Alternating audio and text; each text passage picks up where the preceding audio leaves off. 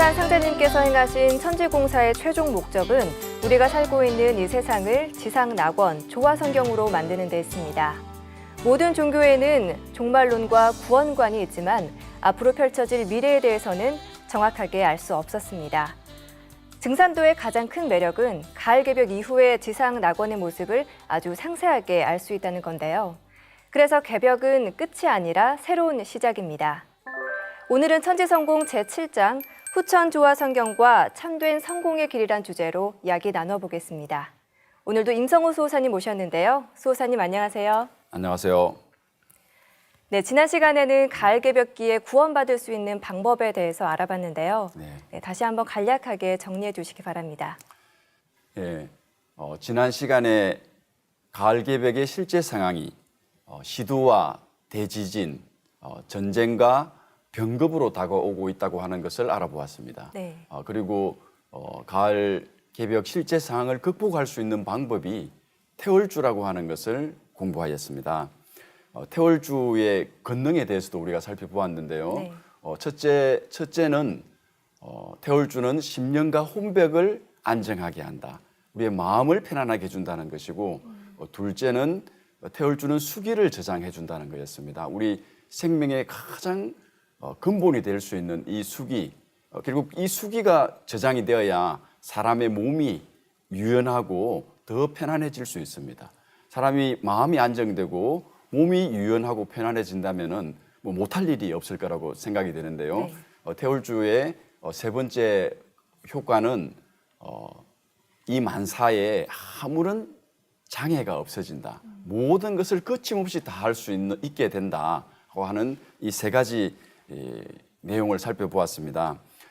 상제님께서는 도전 7편 75장에서 9,5만 년 동안 네. 독리독리 각 학교에서 외우리라.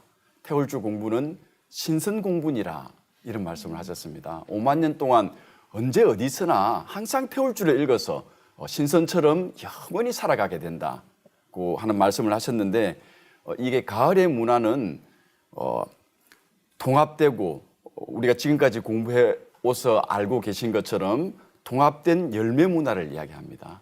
사실 열매는 씨와 과육이 이렇게 완전 통합되어 있습니다. 마찬가지로 열매 문화라고 하는 것은 정신 문화와 물질 문화가 완전히 통합되어 있는 것입니다. 우리 내 정신, 내 물질, 나의 영혼과 나의 육체가 좀 더 온전하게, 아까 태월주가 나의 영혼을 안정하게 하고 내 육체를 유연하게 한다고 하는 말씀을 드렸는데 네. 이 태월주 공부로 내 몸과 마음이 편안하고 건강해져서 네. 질병에 걸리지 않고 늙지 않고 신선으로 살아갈 수 있게 되는 것입니다. 네, 우리가 다 함께 잘 사는 그런 상생의 세상이 바로 지상낙원이 아닐까 싶은데요. 그런 세상이 과연 올 수 있을까요? 하루살이도 하루만 살아도 내일이 오는 것을 알 수가 있습니다. 한 해살이 1년을 살아도 네. 내년이 오는 것을 알 수 있는 방법이 있습니다. 하루나 1년의 그 시간의 원리를 안다면은 내년이 어떻게 오는지, 내일이 어떻게 오는지 알 수 있게 됩니다. 하루는 자정에서 밤 12시 자정에서 낮 12시 정오까지는 양의 기운이 많아지고 정오부터 자정까지는 음의 기운이 많아집니다. 1년을 예를 들면은 동지에서부터 하지까지는 양의 기운이 많아지고 네. 하지 이름이 시생하는 하지에서 동지까지는 또 음의 기운이 많아지게 됩니다. 하루의 반나절, 1년의 반은 양의 시간대이고 반은 음의 시간입니다. 이게 음과 양은 서로 상대적입니다. 서로 기운이 완전히 상반되어 있습니다. 양의 시간이 계속되는 것이 아니라 음의 시간이 다가오고 있다고 하는 것을 이것을 아는 것이 아주 중요합니다. 지금까지는 우리가 살아온 지금까지 시간은 선천의 시간대는 양의 시간으로 상극의 역사, 전쟁의 역사, 자연재해가 많이 일어났지만도 앞으로 오는 시간은 하루나 1년에서 보는 것처럼 앞으로는 역사의 시간대가 음의 시간이기 때문에 네. 상생의 세상, 그 조화 성경 세계가 열리게 되는 것입니다. 이게 정말로 그런 세상이 올 수 있을까 하는 것은 너무 간단한 그런 시간의 원리를 통해서 우리가 확인할 수 있게 되는 것입니다. 1년 중에서 음과 양이 부딪히는 시간은 여름과 가을이 바뀌는 시간. 네. 학술용어로 금화 교역기, 하추, 여름하, 가을추, 하추 교역기라고 합니다. 바로 이게 이 시간대가 장마의 시간입니다. 불 기운이 이렇게 아주 가도 점차 양의 기운이 많아져서 불의 기운이 세어져 가지고 세상이 다 불에 탈 수가 있기 때문에 뭔가 물의 기운이 필요합니다. 그래서 항상 여름과 가을이 바뀔 때는 장마가 오는 것입니다. 이것을 음력 6월이라고 하는데 네. 우리가 세간에서는 미월이라고 합니다. 자축, 인묘, 진사, 오미. 예, 미월이 음력 6월입니다. 그런데 정월부터 미월까지 이제 점차 양의 기운이 많아져 가지고 뜨거워져 가지고 미월이 되면은 정말 이제 장마가 필요한 거죠. 뭔가 물기운이 필요합니다. 너무 더워서 살 수가 없게 됩니다. 그래서 이 미자를 한자로 보면은 안일 미자를 씁니다. 아, 이건 아니다. 이제 뭔가 새로운 변화의 시간대가 필요하다. 바로 그런 시간입니다. 우리 인생도 마찬가지입니다. 인생도 이렇게 자꾸 양의 기운이 많아지면서 키도 자라고 이렇게 점차 생장을 해오다가 뭐 방탕한 생활도 하다가 어느 순간이 되면은 가정을 이루어야 되고 뭐 자식도 낳아야 되고 하기 때문에 지금까지의 해왔던 생활 이거는 아니다. 뭔가 새롭게 이제 새로운 변화, 한 가정을 이루는 새로운 변화가 일어나는 시간, 그것이 바로 미월 음력 6월 미월입니다. 이 우주에서 인류의 역사에서 이 미의 시간대에 이 우주를 주재하시는 상제님께서 바로 인간으로 오시는 시간대입니다. 네. 아, 지금까지의 역사 이것은 아니다.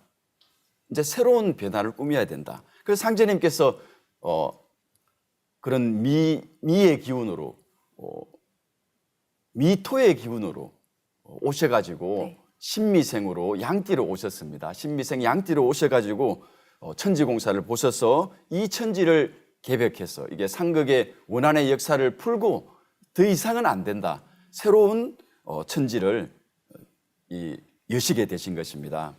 그 상제님께서 열으신 개벽하신 이 천지 개벽은 자연 개벽과 문명 개벽, 인간 개벽으로 나누어 볼 수 있습니다. 후천에는 전혀 다른 음의 시간대로 지금까지 우리가 살고 있던 시간과는 전혀 상반된 음의 시간대로 자연 환경 자체가 완전히 새롭게 바뀝니다. 이게 자연의 개벽, 자연 환경의 개벽이 일어나게 됩니다. 선천 양의 시간대는 지축이 기울어져서 공전하고 있습니다. 지축이 기울어져서 공전하기 때문에 양의 기운이 많아져서 부조화가 생겨납니다. 봄, 여름, 가을, 겨울에 계절의 변화가 생겨납니다. 지축이 기울어져서 그렇다는 것을 우리가 어릴 때부터 배워서 잘 알고 있습니다.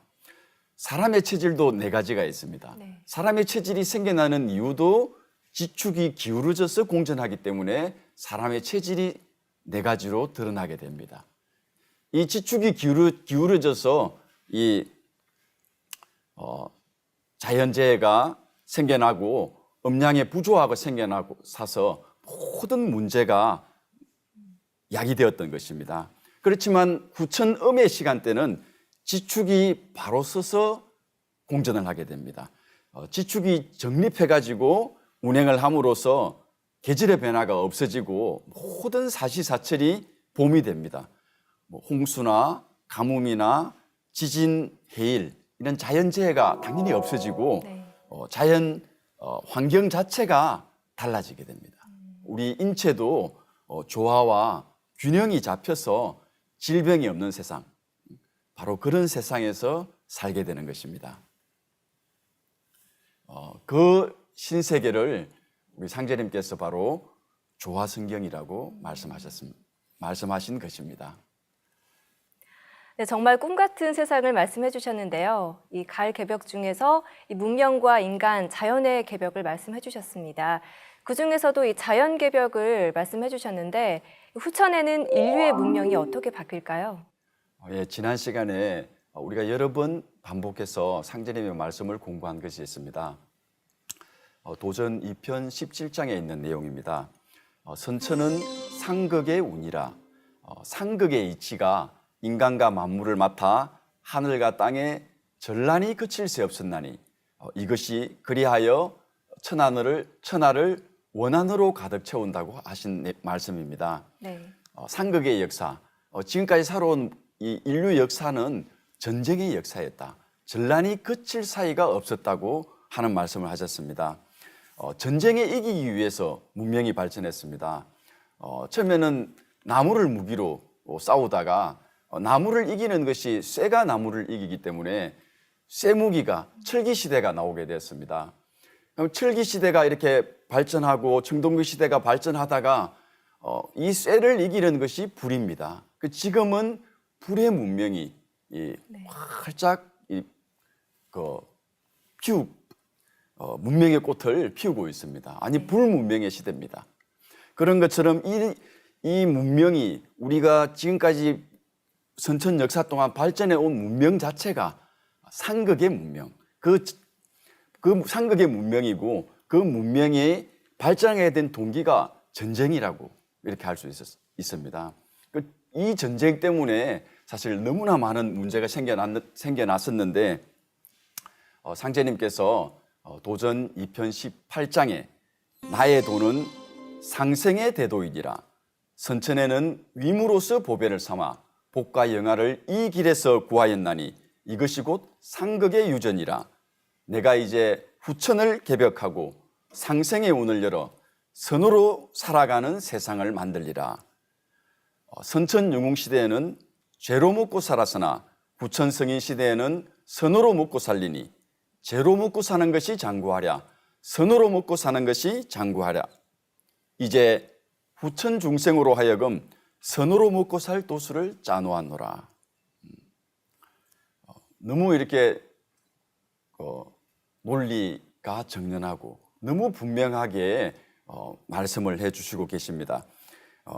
앞으로 오는 세상은 진정한 상생의 세상, 진정한 평화의 세상이 열린다고 그 평화의 세상이 여신다고 말씀하시고 계십니다. 네. 그럼 이런 진정한 평화의 세상, 상생의 세상은 실제 어떤 세상인가? 그때 지금 질문하신 그때 당시에 앞으로의 문명은 어떤 문명인가 하는 내용을 천지성공 책을 통해서 한번 살펴보도록 하겠습니다. 네. 천지성공 302쪽을 보시기 바랍니다. 제가 한번 읽어보겠습니다. 지난 문명사의 발자취를 돌아보면 근대 이후 자본주의가 등장하여 문명을 급속히 발전시켜 왔습니다. 그러나 한편으로는 극심한 부익부, 빈익빈 현상을 초래하였습니다. 현재 지구촌에 단 1달러로 하루를 버티는 사람이 10억이 넘는 지경입니다. 그런데 이번 가을 개벽을 거치면서 세계 인구는 대폭 감소하고 반면에 각종 물자는 매우 풍부해집니다. 그리하여 천하 만민이 다 고루고루 잘 살게 됩니다. 후천에는 빈부의 차별이 철폐되며 맛있는 음식과 좋은 옷이 바라는 대로 빼다직하게 나타나게 하리라. 부자는 각도에 하나씩 두고 그 나머지는 다 고르게 하여 가난한 자가 없게 하리라. 후천 백성살이가 선천 제왕보다 나으리라. 너무 정말 꿈 같은 세상이라고 하겠습니다. 305페이지에 있는 내용을 다시 한번 계속해서 그 당시에 앞으로의 문명의 모습을 한번 보도록 하겠습니다. 모든 사람이 잘 살 뿐만 아니고 서로 전쟁이 없고 나라와 나라 간에도 문제가 없다고 하는 내용을 말씀하셨습니다. 305페이지를 천지성공 305쪽을 보시기 바랍니다. 민족 단위로 나라를 세운다. 앞 세상에는 족속에 따라 나라를 세우리라. 문명개화 삼천국, 가을의 새 문명은 삼천나라로 열려 꼽힌다. 예, 모든 민족이 서로 다른 가정이 뭉쳐져 있으면은 많은 문제가 생길 수가 있는데 그 각 민족을 다 독립해가지고 지금 200여 개의 국가가 있지만은도 앞으로 후천에는 3천여 개의 국가가 된다고 했습니다. 그 민족 자기 민족끼리 자기 가정 크게 보면은 자기 가정들이 모여가지고 이게 나라가 되기 때문에 네. 나라와 간의 전쟁이 없고 서로 억압하는 그런 경우가 없다고 하신 것입니다. 306쪽을 계속해서 한번 보도록 하겠습니다. 후천에는 적어도 100만 명 단위로 나라가 세워집니다. 이렇게 나라를 세운 각 민족은 원시반본의 섭리에 따라 각자 자기 문화의 고유성을 되찾아 발전시켜 나갑니다. 지구촌 전 인류가 상제님의 상생의 도를 바탕으로 통일 문화권 속에서 살아가면서도 오히려 이제껏 볼 수 없었던 다양한 민족 문화를 꽃피우게 되는 것입니다. 예. 계속해서 읽어보겠습니다. 정산 상제님께서는 이제 천하를 한 집안으로 통일하나니 온 인류가 한 가족이 되느니라고 하셨습니다. 이 말씀대로 상제님께서 인류를 구원하시는 가을개벽의 최종 종착점은 바로 우주 일가 문명입니다. 대우주가 한 집안 생활권이 됩니다. 이에 상제님께서는 한국어를 바탕으로 언어와 문자를 통일시키는 공사를 보셨습니다. 장차 천하만방의 언어와 문자를 통일하고 인종의 차별을 없애리라고 하셨습니다. 마지막으로 304쪽에 있는 내용을 다시 한번 보도록 하겠습니다. 이게 후천의 문명이 지금 빈부의 차별이 철폐되고 모든 사람들이 다 잘 사는 세상이 되고 나라와 나라가 서로 억압하지 않고 전쟁이 없고 네. 그 모든 나라가 다 한 가족이 되는 세상이 열렸는데 앞으로는 지금과 같은 민주주의 세상도 아니고 군사부 일체로 상제님이 군도 되고 사도 되고 부도 되는 세상이다. 생하자도 부모요 양하자도 부모라. 나를 낳고 기르는 것도 부모이지만 죽는 세상 천지에서 개벽을 하는 때 살리는 것도 부모이다. 또 상제님 진리를 신앙하니 상제님이 서성도 되고 상제님 진리로서 5만 년을 통치하니 상제님이 군주 제왕도 된다. 그래서 군도 되고 부도 되고 사도 되신다. 천지의 최종 목적이 사람 농사를 지어 가을철에 군사부 문화의 열매를 맺는 것이다. 군사부는 자연 섭리의 기결점인 것이다. 부천은 군사부 문화의 사회입니다. 네. 상제님께서 참 하느님께서 부모가 되고 스승이 되고 통치자가 되는 완벽한 시스템의 사회입니다. 그런 완벽한 문명이 펼쳐지게 되는 것입니다. 네, 사람과 사람, 나라와 나라 사이에 차별이 없고 지구촌이 한 가족이 된다는 말씀해 주셨습니다. 네, 지금까지는 자연과 문명의 개벽에 대해서 말씀해 주셨는데요. 그렇다면 후천의 인간은 어떻게 바뀌게 될까요? 상제님께서 좀 전에 선천은 영웅시대고 후천은 성인시대라고 하는 말씀을 해주셨습니다. 도전 7편 1장을 한번 보겠습니다. 도전 7편 1장에 부천 성경세계는 가가도장이요 인신합덕으로 인인이 성신이 되어 만백성이 성숙하고 불로장생하는 무궁한 조화나거니라. 부천의 인간은 네. 성신이 된다. 성스러운 신과 같은 존재가 된다고 말씀하셨습니다. 성스러운 신과 같은 존재가 된다면은 과연 어떻게 구체적으로 어떤 인간이 어떻게 해서 살아가 나가는가 하는 모습을 천지성공 299쪽을 통해서 한번 보도록 하겠습니다. 도술운통 구말리라. 도술 문명의 대우는 우주 저 끝까지 통하리라. 앞으로 도술로 세상을 평정하려니 도술 정부가 수립되어 우주 일가를 이룬다. 선천은 기계 성경이요 후천은 조화 성경이니라. 도술 문명은 인간이 기계의 힘을 전혀 빌리지 않고도 모든 것을 뜻대로 할 수 있는 조화 문명입니다. 도대체 어떻게 이렇게 할 수 있을 것인가? 누구나 다 의문이 생기는 것은 당연한데 그 아래에 있는 내용을 한번 보도록 하겠습니다. 신명과 인간이 하나 되는 세상, 이러한 조화 문명은 신명계와 인간계가 하나 되는 신인합일의 세상이 열림으로써 이루어집니다. 신명들이 인간 세계에 내려와 인간과 함께 새 역사를 만들어 나가는 것입니다. 지난 시간에 우리가 신도 세계에 대해서 많은 것을 공부를 하였는데 이런 신과 인간이 하나가 됨으로 해가지고 내가 도술 문명 사회에서 그 도술을 부리면서 살아가게 된다고 하는 말씀입니다. 신과 인간이 하나가 된다고 하는 이야기는 우리가 이제 우리 민족의 제사 문화를 통해서 이것을 잘 이해할 수가 있습니다.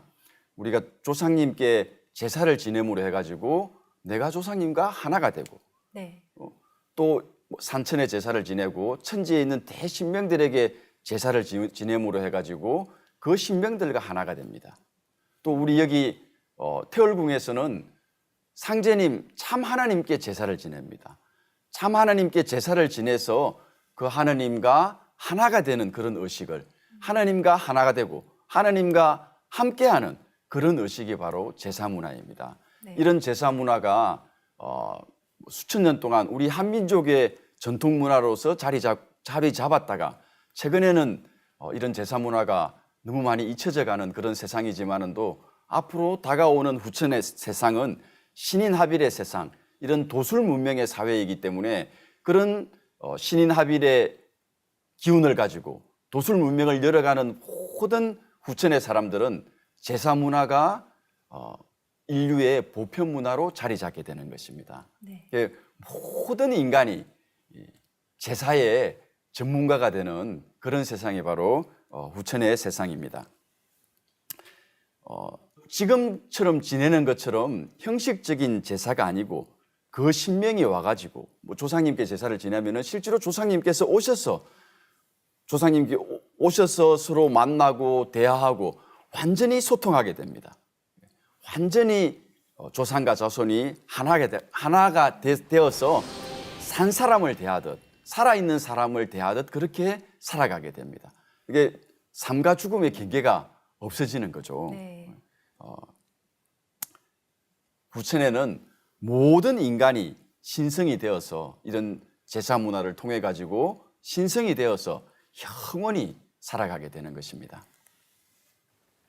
듣기만 해도 참 신기하고 좋으면서도 과연 그런 세상이 올 수 있을까 그런 생각도 드는데요. 지금까지도 인류가 지상 낙원을 이루기 위해서 많은 노력을 해왔지만 참 한계가 많았습니다. 앞으로 우리가 어떻게 바뀌어야 가능할까요? 좋은 말씀을 해주셨습니다. 후천 성경은 환경의 제약이 없어지고 정신이 서로 다 소통이 되고 물질을 분배하는데 치우침이 없어집니다. 상제님 말씀을 아까 읽어드린 대로 원하는 대로 모든 것이 나타나니까 분배가 너무 이렇게 공정하게 원하는 모든 것을 얻을 수 있는 그런 세상이 됩니다. 그러다 보니까 욕심을 낼 필요가 없는 세상이 됩니다. 그래서 우리 인간도 완전히 달라지지 않을 수 없게 됩니다. 자연스럽게 다른 인간이 될 수밖에 없는 것입니다. 한마디로 말하면은 모든 사람이 도를 통하게 된다는 것입니다. 도통을 하게 된다는 것입니다. 천지성공 315쪽을 한번 보시겠습니다. 누구나 도통을 한다. 앞 세상은 도통이 일반화된 이른바 도통 대중화가 실현되는 도술 문명 시대입니다. 도전 7편 82장 공자는 72인을 도통케 하고 석가모니는 500인을 도통케 하였다 하나 나는 차등은 있을지라도 백성까지 마음을 밝혀주어 제 일은 제가 알게 하리라 고 하셨습니다. 후천에는 모든 백성들이 예수, 공자, 석가와 같은 이런 위대한 성인과 똑같은 그 이상의 도를 통한다고, 누구나 다 그렇게 도를 통한다고 말씀하셨습니다. 네. 도를 통한다고 하는 것은 바로 자기 자신을 아는 것입니다. 자기 자신이 걸어갈 길을 아는 것입니다. 나아가서 세상을 알게 되는 것입니다. 이 도통을 다른 말로 만사지라고 합니다. 바로 만사지 문화가 열리는 건데요. 천지성공 301페이지 만사지 문화가 열린다. 앞 세상에는 사람들이 모두 앉아서 만리를 보고 스스로 모든 것을 아는 만사지 문화가 열립니다. 재생신이요. 좋아 만사지라. 재생신 거듭난다. 우리는 거듭나게 된다. 만사지의 조화로 또 천지조화 만사지로 모든 것을 알게 되는 그런 도통의 인간으로 거듭나게 된다. 이게 거듭난다고 하는 것이 남으로서 우리는 만사를 모든 것을 다 알게 된다는 것입니다. 이러한 만사지 문화를 상제님 태모님께서는 지심대도술의 문화라고 하셨습니다. 알지자 마음심자, 서로가 마음을 알게 되는 그 마음이라고 하는 것은 그 속을 다 알게 된, 속을 다 들여다볼 수 있게 된다는 것입니다. 사람이 다 저 사람이 무슨 생각을 하고 있나, 그 속을 다 들여다볼 수 있는 그런 도술의 세계가 지심대도술의 문화가 열린다고 하셨습니다. 뭐 영성이 활짝 열려서 동물과도 대화하고 식물과도 대화하고 이게 천지의 마음을 환히 들여다보는 그 속마음을 들여다보는 지심대도술의 문화가 열리는 것입니다. 후천은 인간은 만사를 알고 모두 도를 통하여 도통을 하여 완전히 새로운 인간으로 거듭나게 되는 것입니다. 네, 참 듣기만 해도 멋진 세상이 펼쳐지는데 그럼 후천에는 누구나 그런 삶을 살 수 있는 건가요? 예, 모든 사람이 다 그렇게 됩니다. 하지만 그렇게 되기 위해서는 개벽이 되어야 합니다. 인간 생명이 내 생명 개벽이 인간 개벽이 이루어져야지 새롭게 열려야지 개벽되어야지 바로 그런 사람이 되는 것입니다. 네. 천지성공 312쪽을 한번 보겠습니다. 선매숭자는 우리가 이 세상에 태어나 처음 듣는 말입니다. 선매의 선은 신선의 선자이고 매는 매개할 매자입니다.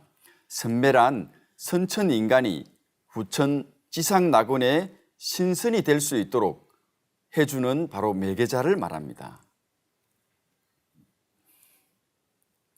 그리고 숭자는 근본, 씨앗, 첫 씨앗, 가장 큰 머리가 되는 씨앗이라는 의미입니다. 따라서 선매숭자란 선천 인간을 후천 선문명의 불멸의 생명으로 신선으로 매개해주는 첫 인간 종자라는 뜻입니다. 그 첫 인간 종자 선매숭자의 그 길을 따라야 선매숭자의 도수를 받아야 우리가 신선의 길이 될 수 있다는 말씀입니다. 네. 이 선매숭자 도수를 상제님께서는 김호연 성도를 통해서 그 선매숭자 도수를 사람이 다 신선으로 살아갈 수 있는 바로 그 도수를 보셨습니다. 1905년 을사년 9월 9일 날 그 김호연 성도가 살았던 전주 흑석골 바로 집에다가 그 땅을 파고 움막을 지어가지고 그 속에서 김호연 성도를 그 9살 된 김호연 성도를 125일 동안 1906년 1월 15일까지 그 한겨울에 105일 동안 그 움막에서 잠도 자고 잠을 안 잤죠. 수행만 했으니까 뭐 밥도 먹고 대소변도 거기서 하고 꼼짝하지 않고 거기서 125일 동안 수행을 시킨 도수가 있습니다. 그 125일 동안 김호연 성도가 수행을 하면서 많은 체험을 하게 되었습니다. 뭐 이제 앉아서 수행을 하고 있는데 그 흑석골 동네에 사는 사람들이 지금 뭐 하고 있는지 다 보이는 겁니다. 텔레비를 보는 것처럼 눈을 감고 수행을 하고 있는데 아 옆집의 사람은 뭘 하고 있다. 아 저 앞집에서는 뭘 하고 있다. 이게 다 보이고 아 저 사람들이 지금 어떤 마음을 저 옆집의 아저씨가 어떤 마음을 가지고 있는가 그 마음까지 다 보이고 또 주머니에 아 돈을 얼마를 가지고 있는가 뭐 이런 것도 다 알게 되고 또 까치하고 까마귀하고 뭐 다 대화할 수 있게 되었습니다. 하루는 김호연 성도가 상제님께 이야기했습니다. 내일 누가 새를 잡으면은 그 어미새가 너무 안타까워할 테니까 새를 풀어주라 그렇게 이야기하는 겁니다. 그리고 실제로 다음 날 하도 동네에서 새 울음소리가 하도 요란해가지고 상제님께서 호연 성도에게 지금 저 새가 뭐라고 하냐 하니까 호연 성도가 이야기하기를 어미새가 새끼 좀 살려달라고 우리 새끼 좀 살려달라고 자꾸 그런다. 그래서 그 동네 아이가 그때 마침 동네 아이가 지나가다가 그 새끼 새를 호주머니에 넣어가지고 있는 겁니다. 그래서 상제님께서 그 새끼 새를 받아가지고 날려주게 되었습니다.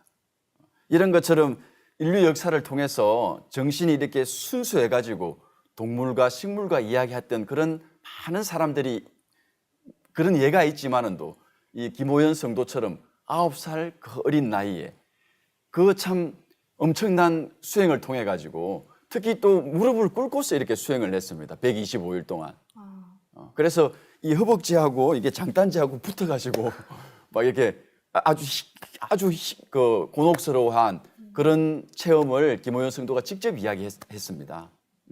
그런 것처럼 이런 과정을 거치면서 그런 수행을 통해 가지고 정말 이 세상의 모든 마음을 그 속마음을 알 수 있게 되고 이게 신안이 열리게 되고 사람들을 이 세상을 다 이해할 수 있게 되는 그런 수준의 네. 수행을 하게 된 것입니다. 우리의 후천에 가는 모든 사람들은 바로 이러한 태월주 수행을 통해 가지고 바로 선체가 되는 신선이 되는 그런 길을 가게 되는 것입니다. 310쪽을 한번 천지성공 310쪽을 보겠습니다. 무병장수하는 신선으로 거듭난다. 이게 선매승자 도수를 통해 가지고 무병장수하는 신선으로 거듭난다고 하는 말씀이 있습니다. 모든 백성의 쇠병사장, 쇠약해지고 병들고 죽고 묘지에 묻히고 이게 쇠병사장을 물리쳐 불로장생으로 늙지 않고 영원히 사는 불로장생으로 무병장수하여 영락을 누리게 하리니 너희들은 황골탈퇴되어 지금의 체형이 변화되어 키와 몸집이 커지고 옥골풍체가 되느니라. 후천에는 빠진 이도 살살 긁으면 다시 나느니라. 어르신들은 너무나 좋아할 내용이라고 생각합니다. 이거는 진짜 너무 큰 지금 이가 빠진 많은 사람들에게 정말 희소식이 아닐 수 없습니다. 네. 후천에는 온 인류가 선의 새 생명으로 다시 태어납니다. 빠진 이가 다시 나고 굽은 허리가 펴져서 늙은이가 젊은이로 거듭나게 됩니다. 여자는 몸 기운을 개백해 주신 상제님 공사에 의해 생리를 하지 않게 됩니다. 또한 남녀가 모두 고결한 풍채를 가진 선남선녀가 됩니다. 후천은 한마디로 무병장수의 세상입니다. 인간의 수명이 자그마치 1200살까지 늘어나게 됩니다. 정말 믿기지 않는 네. 그런 말씀을 많이 하셨지만은도 이게 처음에 말씀드린 대로 지금 우리가 지금까지 살아온 환경과 앞으로 살아갈 후천의 환경은 환경 자체가 완전히 달라지고 그 속에서 살아가는 우리의 문명이 그 속에 살아가는 우리 인간이 완전히 다른 인간, 도를 통해서 신선이 된 네. 그런 인간으로 살아가게 된다고 하는 것을 알 수 있습니다.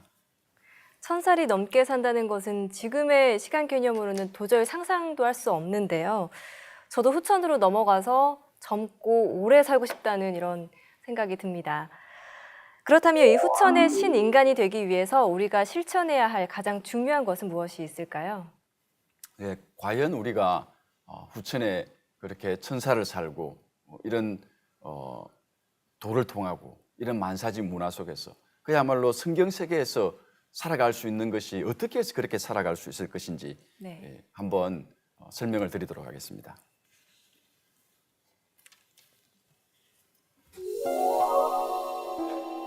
예, 성경에 신인간이 되기 위해서는 영원히 살기 위해서는 영원히 살 수 있는 영원한 생명력을 가져야 합니다. 종도사님께서는 생명의 원천, 이 생명의 엑기스가 정이라고 하시고 이 정을 함부로 고갈하지 않고 오히려 정을 축장시켜야 그 생명력을 회복할 수 있다고 하셨습니다.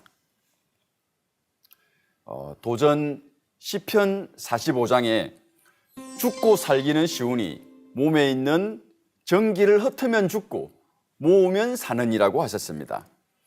바로 이 신인간이 되는 핵심 문제가 바로 이 정의 문제입니다. 정이라고 하는 것은 정자, 난자, 골수, 그 다음에 척추 안에 있는 척수, 내수, 그 다음에 몸속에 있는 정수, 그리고 여러 가지 우리 몸에 있는 호르몬을 다 포함해서 정이라고 합니다. 동양의학에서는 이 정을 가장 중요하게 생각합니다. 동의보감에서는 정은 생명의 근원이고 가장 지극한 보배라고 하였습니다. 내 몸에서, 내 인생에 있어서, 내 삶에 있어서 가장 지극한 보배는 바로 정이라고 이야기하였습니다. 정은 우리 몸에서 조혈세포를 만들고 면역세포를 생산합니다. 건강을 지키는 가장 핵심 문제가 바로 정인 것입니다. 황제 내경에서는 이목지 시청이 위정이다. 내가 보고 귀로 듣고 눈으로 보는 것이 전부 다 정에 달려 있다. 나이가 들어서 시력이 떨어지고 청력이 떨어지는 것은 정이 부족해지기 때문입니다. 다음은 이 정이 어떻게 만들어지는가? 이 내 몸속에 있는 정이 어떻게 해서 생성되는가 하는 내용을 장부의 순환 도표로 한번 살펴보도록 하겠습니다. 예, 이 도표는 상생의 그림입니다. 우리가 대자연의 법칙이 봄, 여름, 가을, 겨울로 변화해 나갑니다. 봄에 태어나고 여름에 자라고 가을에는 수렴 통일되고 겨울에는 휴식하게 됩니다. 이것은 대자연의 법칙입니다. 우주의 원리입니다. 이 대자연이 영원할 수 있는 것, 영원히 이렇게 봄, 여름, 가을, 겨울로 순환할 수 있는 것은 바로 이 대자연이 서로 봄은 여름을 생해주고 여름은 여름에서 가을은 겨울을 생해주고 겨울이 다시 봄을 생하고 서로 살려주는, 서로 생해주는 대자연의 법칙에 의해서 이 우주는 영원한 것입니다. 우리가 상생이라고 하는 것이 그냥 남에게 뭔가를 좀 잘해주어서 상생이다 이것이 아니고, 상생이라고 하는 것은 상제님께서 상생의 도를 내셨는데 이 상생이라고 하는 것은 우주가 영원히 돌아갈 수 있도록 해주는, 인간이 영원히 살 수 있는 그런 영원한 생을 상생이라고 하는 것입니다.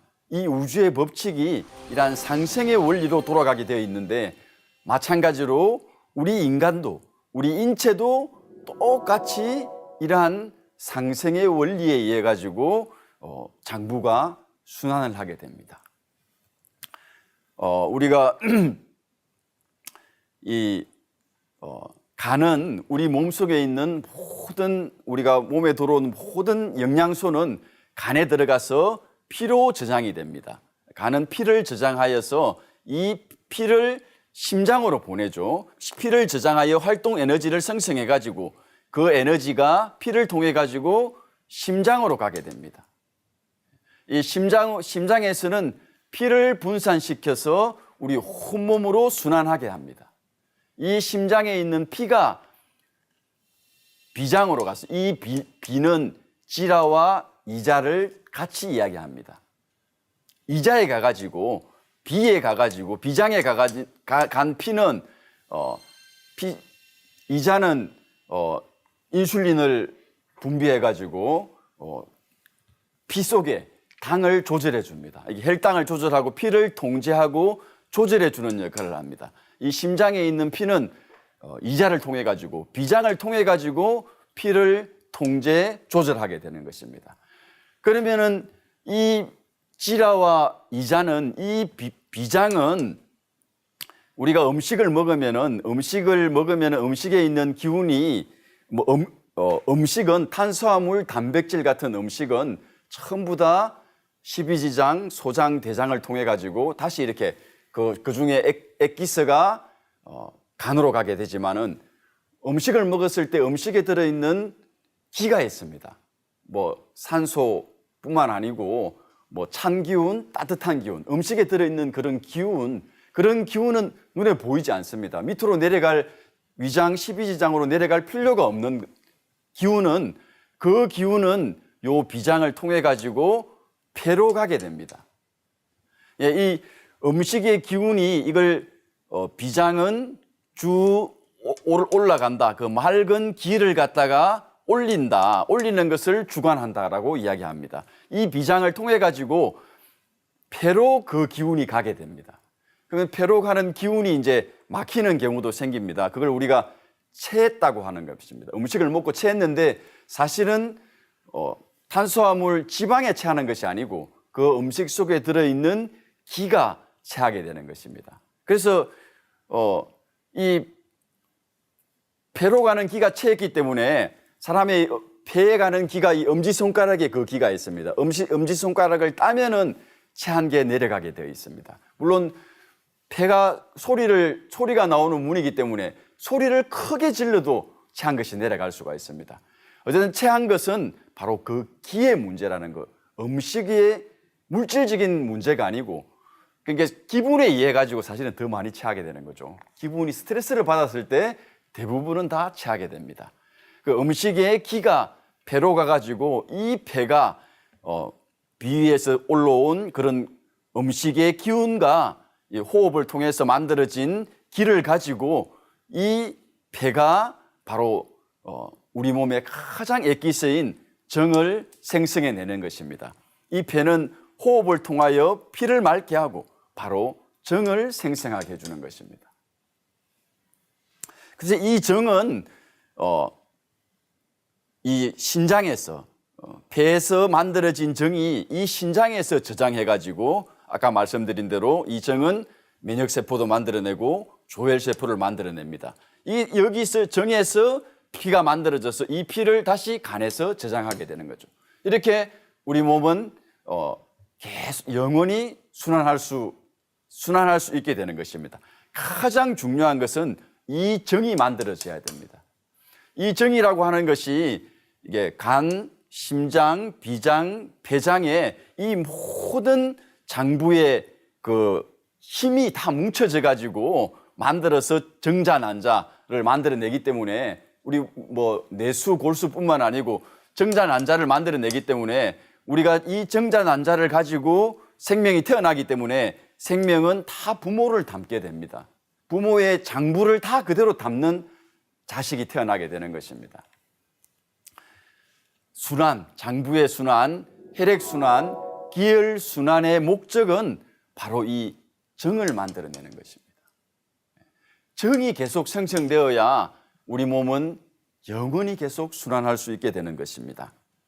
뭐 한 500년도 살 수 있고 1000년도 살 수 있는 모든 것이 내 몸 속에 정이 얼마나 만들어지느냐, 이게 계속 만들어지느냐 여기에 달려 있는데 사실 이제 우리 지금 현재 우리의 생활이 스트레스가 너무 많아가지고 너무 세상이 복잡해져가지고 이 정을 만들어내는 것이 아니고 오히려 정을 파괴하고 정을 소모하는 그런 문화가 만연해 있습니다. 또한 이 정을 만들어내는 데 있어서 우리 마음의 상태가 내 기혈 순환에 직접적인 영향을 미치게 됩니다. 이게 심장이 피를 분산 순환하게 하는 이 기혈 순환을 주관하기 때문에 내 마음의 상태가 이 기혈 순환에 직접적인 영향을 미치게 되고 정을 만들어내는데도 직접적으로 영향을 미치게 됩니다.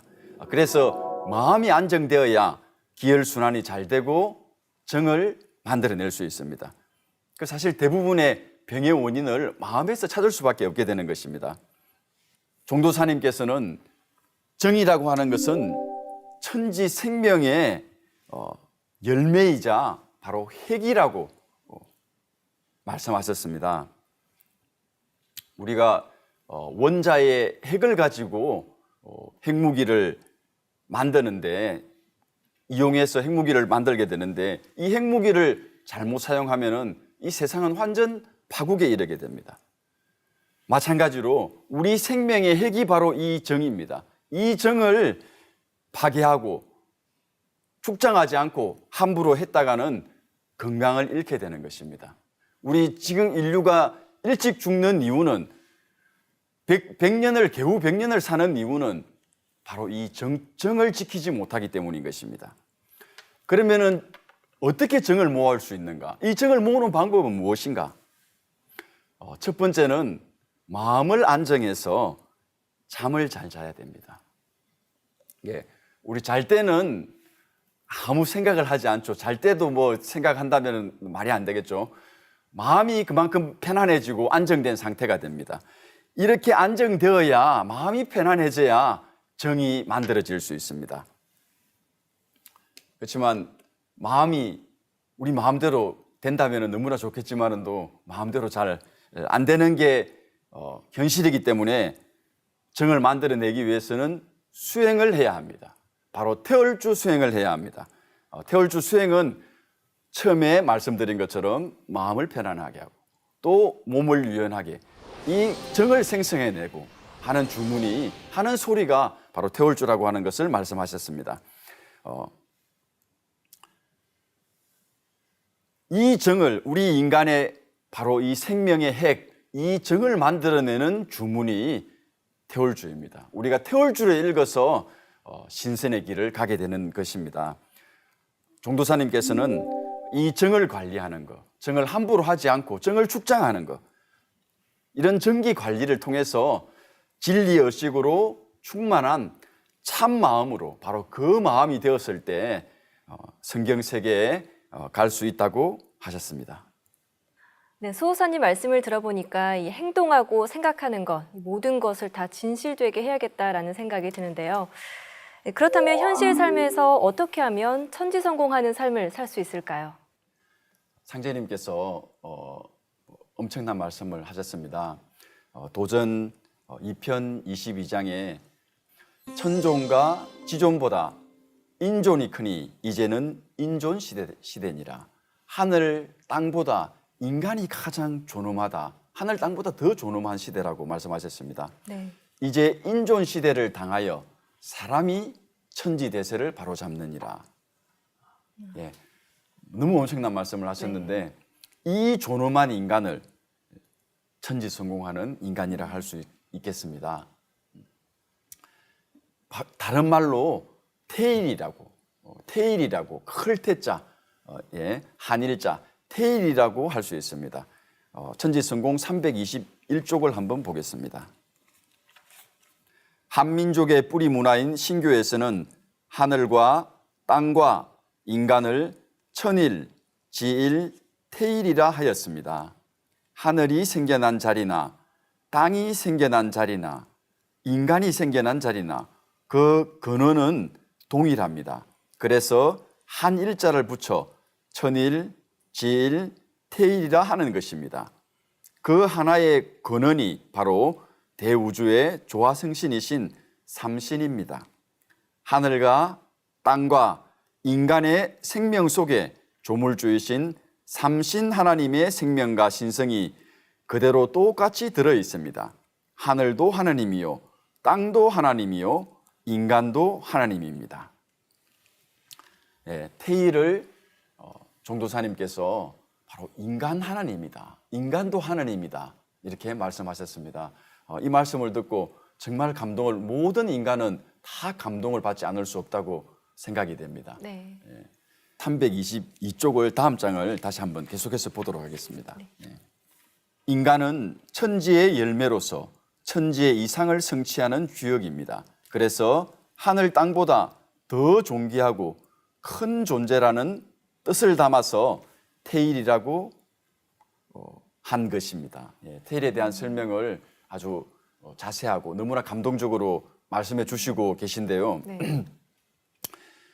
이 천지성공하는 가장 존엄한 인간이 되는 이 태일이 되는 비결이 무엇인가? 그 비결은 바로 아까 말씀드린 대로 첫째, 태월주 수행에 있는 것입니다. 두 번째는 천지의 꿈을 이루기 위한 천지의 일꾼,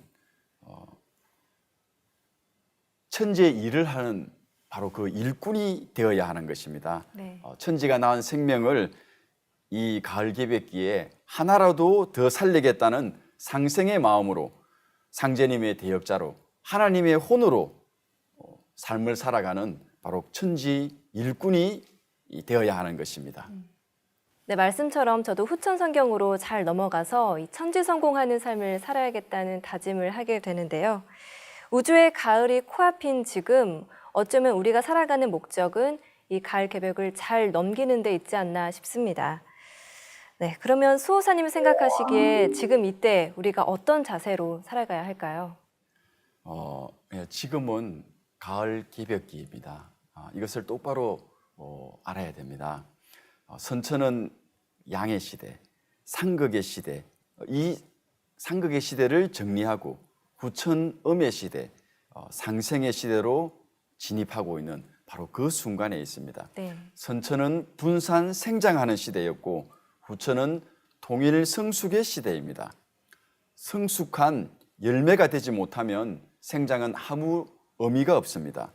따라서 우리 삶의 목적은 가을 개벽을 통해서 성숙한 인간 태일이 되는 것입니다. 어떻게 하여 그렇게 태일이 될 것인가? 네. 바로 태일이 되게 하는 진리를 만나야 합니다. 천지성공 320쪽을 한번 같이 보겠습니다. 가을 개벽기에 인간이 만나야 할 참 진리는 바로 천지의 원주인이신 정산 상제님의 도 무극대도입니다. 무극대도는 가을 새 우주를 여는 대도입니다. 무극이라는 말이 암시하듯이 이 도의 정신은 조화와 통일입니다. 오직 무극대도만이 지구촌 나아가 온 우주를 하나의 보편문화로 통일하여 우주의 가을 시대를 열어줍니다. 그러므로 상제님의 무극대도야말로 개백기에 인류가 만나야 할 참 진리요 궁극의 진리인 것입니다. 참 진리, 이 궁극의 진리 세계로 들어가는 것이 바로 우리 삶의 목적인 것입니다. 네. 네, 수호사님, 그럼 오늘 마지막으로 오늘 핵심만 다시 한번 정리해 주시죠. 오늘 천지성공 7장 후천 조화 성경과 참된 성공의 길을 주제로 같이 공부를 했습니다. 네. 인간 개벽, 생명 개벽을 통해 가지고 영원히 사는 상생의 대도 세계를 알아보았습니다. 그러기 위해서는 참 마음을 가지고 사람을 살리고자 하는 바로 참 마음을 가지고 태월주 수행으로 정기를 축장해야 한다는 것을 공부하였습니다. 네. 조화 성경을 앞두고 있는 인류에게 내려주신 상제님의 경계의 말씀을 같이 읽고 마치도록 하겠습니다. 천지성공 328쪽을 보시기 바랍니다. 천지 생인하여 용인하나니 불참어 천지 용인지시면 하가왈 인생호와 천지가 사람을 낳아 사람을 써나니 천지에서 사람을 쓰는 이때에 참여하지 못하면 어찌 그것을 인생이라 할 수 있겠느냐. 인생으로 태어나서 인간으로서 하늘과 땅과 함께하는 그 인간으로서 네. 이 천지 대자연에서 우리 인간을 쓰려고 하는 이때에 꼭 무극대도의 참 진리를 만나서 그 쓰임이 되는 천지의 일꾼이 되고 태월주 수행을 통해 가지고 후천 성경 세계에서 늘 함께 할 수 있는 그런 위대한 태일이 존엄한 인간이 되시기를 기원하면서 오늘 말씀을 마치도록 하겠습니다. 네, 말씀 잘 들었습니다. 오늘은 다가올 후천 성경의 아름다운 모습을 함께 그려봤습니다. 인류가 그토록 바라는 세상, 그 세상으로 넘어가야만 진정한 천지 성공을 이룰 수 있습니다. 여러분들도 상제님의 진리를 만나서 가을개벽기의 구원을 받아 진정한 천지 성공하는 삶 이루시기 바랍니다. 다음 시간에는 이 천지 성공 책을 다시 한번 정리해보는 마지막 시간 갖겠습니다. 네, 송사님 오늘 말씀 고맙습니다. 고맙습니다.